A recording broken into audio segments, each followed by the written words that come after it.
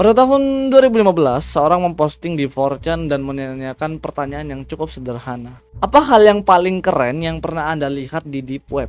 Dia bilang seperti itu. Melewatkan semua penjelasan mengapa pertanyaan ini memancarkan kenaifan dan ketidakakuratan pada semua hal Deep Web, satu jawaban menonjol. Seseorang yang diduga mengatakan telah melihat sesuatu yang benar-benar membuat mereka kacau, kata. Dan orang yang tadi di 4chan itu menjelaskan ini. Jadi dia ini kayak nggak bisa keluar ruangan dan dia tuh kelaparan, berharap sesuatu, dan mereka itu cuma berteriak-teriak aja gitu. Ya, gaya-gayanya itu katanya 80-an, quality audionya juga Japanese dub, English sub. Kurang lebih 30 menitan, nggak ada kredit, haven't foreseen again, dan nggak pernah ditemukan lagi. The name is video something along go for a punch or something. Ini anime. Dan itu nggak pernah ditemukan lagi. Nama animenya adalah Go for a Punch. Seingat dia, disinilah orang-orang mulai melakukan pencarian tentang anime yang disebut Go for a Punch atau Saki Sano Bashi. Asumsi kita kan banyak ya, ini yang lu tonton asli atau bohongan nih, ya kan? Tetap saja, apakah itu sengaja atau tidak sengaja, benar-benar bohong atau tidak, mereka menarik perhatian beberapa orang-orang online tentunya, untuk menemukan apapun yang cocok dengan deskripsi yang pernah diberikan sama si orang ini. Mereka mencari arsip, katalog, segala macam. Mereka minta teman-teman mereka di Jepang untuk mencari anime tersebut di toko-toko, di barang-barang bekas, di koleksi-koleksi jadul, dan nggak ada yang nemuin. Nah, orang-orang ini masih bingung, masih kayak nyari apa ini Saki Sano Bashi Go for Punch. Ini apakah ada atau emang kebohongan aja gitu. Setelah itu, aktivitas pencarian masuk periode musim dingin untuk sementara waktu. Namun pada tahun 2018, sebuah tweet dari seseorang bernama Fabianski mulai mendapat kembali perhatian. Saya sedang mencari manga tertentu, saya tidak ingat judulnya, ada yang tahu? Ini tentang 3 siswa sekolah menengah yang dikurung di sebuah ruangan dan berbicara tentang kehidupan mereka dan akhirnya mereka die. Kasus kedua mirip banget dengan cerita yang disampaikan dari cerita Go for a Punch atau Saki Sano Bashi. Dia ada yang nyatakan kemungkinan ini ada 2 hal. Mungkin Dragon Head, antara karya Dragon Head atau enggak karya Dragon Head itu terinspirasi dari cerita yang disampaikan orang-orang ini tadi. Tweet Fabianski kemudian dengan tautan YouTube-nya mengarah ke semacam video. Saat mengklik tautan itu, video telah dihapus karena melanggar pedoman komunitas YouTube. Beberapa bahkan memperingatkan jangan pernah menonton video ini. Itu membuat saya mual dan muntah. Video ini menyebalkan. Benarkah saya tidak bisa menemukan anime ini? Saya tinggal di Makedonia, tapi saya ingat pernah melihatnya di pestalan di perguruan tinggi. Tidak ada subtitle, tetapi seorang otaku yang belajar bahasa Jepang menerjemahkannya untuk saya. Ceritanya tentang 9 gadis, menurutku sesuai judulnya, yang dikurung di fasilitas bawah tanah. Dia itu putri seorang bos Yakuza. Seluruh ceritanya tentang pengurungan disampaikan secara real time tapi ditetapkan sebagai kejahatan oleh organisasi tertentu untuk tujuan tebusan. Itu sekitar tahun 2011 atau 2012. 1700 hasil pencarian ditampilkan 2 menit kemudian menggunakan angle, kakudo, okuren, jadi bermacam-macam bahasa. Kan karena 9 sudut gitu ya nama judulnya. Di versi dia katanya menghasilkan 21 hal.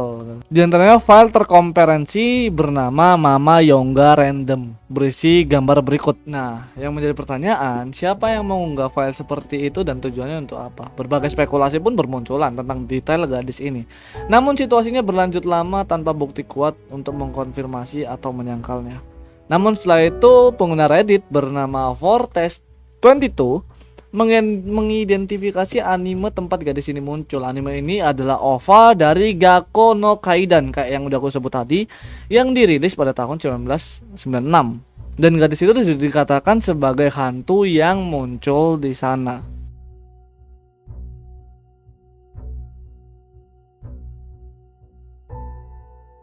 Pada Agustus 2020, sebuah subreddit menerima informasi tentang film live action Jepang berjudul Beauty of the Sea of Blood atau Lady in the Sea of Blood. Film underground aneh dengan anggaran yang bisa dibilang rendah dari tahun 80-an. Isinya aneh, ketika seorang wanita menyikat giginya, dia mulai mengeluarkan banyak darah dari mulutnya. Sekilas seperti tidak ada hubungannya dengan karya anime Saki Sanobashi. Tapi situasinya mulai berkembang ke arah yang tidak terduga. Keberadaan karya ini dikenal di barat selama beberapa waktu, namun baru belakangan ini tersedia pada tahun 2019.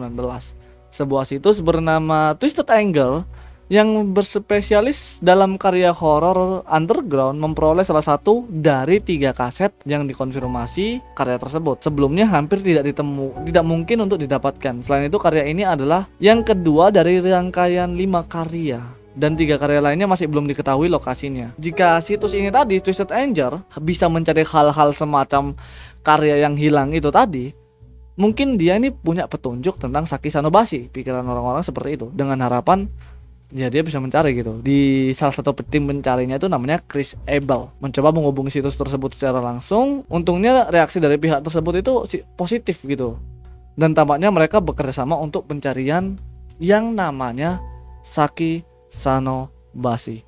Diskusi dengan Twisted Angel kemudian diatur di Discord, dan di informasi yang mereka berikan cukup untuk menarik minat tim pencari. Menurut mereka, ada rumor bahwa ada karya anime yang terkait dengan serial Beauty of the Sea of Blood, dan judulnya adalah Blood Punch of Lady. Dan mereka menemukan 2 titik, Go for a Punch dan Blood Punch of Lady. Mereka juga mengungkapkan bahwa mereka memiliki perangkat lunak khusus yang dapat menggali tautan yang tidak dapat ditemukan oleh mesin pencari biasa. Saat mencari sinopsis Saki Sanobashi menggunakan software ini, konon muncul 4 link. Tautan pertama mengarah ke tautan situs bernama best1a3video.info. Tapi ketika saya mengaksesnya dikatakan dihapus, tidak memiliki arsip. Tautan kedua mengarah ke video Live Leak yang juga tidak dapat diputar, tapi tidak memiliki arsip. Tautan ketiga mengarah ke permainan interaktif yang diterbitkan di bernama X-Fiction. Game ini tidak ada hubungannya dengan Saki Sanobashi, tapi menjadi hit karena pencarian 9. Dan akhirnya tautan keempat, tautan ini mengarah ke dark web dengan kata-kata Go for Punch di bagian akhir. Genrenya itu gross, menjijikan. Tahunnya itu 1986. Dan video tersemat streamable di tengah, dan bagi banyak orang ini tampak menjadi bukti kuat keberadaan Saki Sanobashi. Tapi ada satu masalah di sini. Halaman tautan video streaming yang dibuat pada tahun 2013 nggak ada. Dan Twisted Angel menyediakan tautan ini. Tiba-tiba akun Discord miliknya diretas dan dilarang dari server, dan dikatakan tidak ada komunikasi yang selanjutnya. Dia nemuin link yang terakhir kalinya, tapi dia diretas sama orang. Kejadian ini diduga berakhir dengan keluarnya Twisted Angel. Namun kini muncul testimoni baru terkait rumor sebuah karya anime yang berkaitan dengan Beauty of the Sea of Blood. Ngeluarin rumor ini tadi itu nggak ada hubungannya sama Saki Sanobashi. Twisted Angel sebagai orang yang nemuin tadi itu, dia udah berhenti. Dia udah intinya nggak mau urusan lagi. Menurut YouTuber yang bernama Brutality Will Rule 666 yang berspesialis dalam hal-hal underground, dia sebenarnya sudah sering mendengar rumor tentang anime tersebut. Dan judul pastinya itu katanya Blood Punch of Lady. Sebuah utas di Reddit sebagai tanggapan atas insiden tersebut, di mana pengguna bernama political_incorrect yang mengaku sebagai penggemar seri Blood Sea Beauty membuat komentar yang menarik. Menurut orang ini, perusahaan yang menjual serial Beauty of Sea of Blood adalah perusahaan bernama Mugen Film Corps, dan perusahaan ini juga merilis anime underground langka dan anime 18 yang begitu-begituan lah. Sebagai contoh karyanya itu seperti Mousepad Special. Disebutkan seperti YouTuber tadi, orang ini pernah mendengar rumor tentang anime Blood Sea Beauty, namun karena Mugen Film Corps sudah lama gulung tikar, katalognya itu juga nggak bisa ditemukan lagi. Penyelidik lainnya berhasil menghubungi wawancara A Barbecue House, sebuah situs yang menjual karya underground juga. Dalam sebuah wawancara, seorang pejabat situs mengatakan bahwa meskipun anime itu semacam itu mungkin ada, kecil kemungkinannya akan terhubung dengan serial Beauty of the Sea of Blood. Juga ditunjukkan bahwa jika Saki Sanobashi benar-benar ada, mungkin telah dihancurkan sama Konami. Penciptanya Saki Sanobashi ini terlibat dengan gugatan Konami ini kemungkinan juga kecil gitu. Tapi bukan berarti nggak mungkin gitu. Di atas progres hingga November 2020, tetap pencarian masih berlangsung hingga Desember 2021.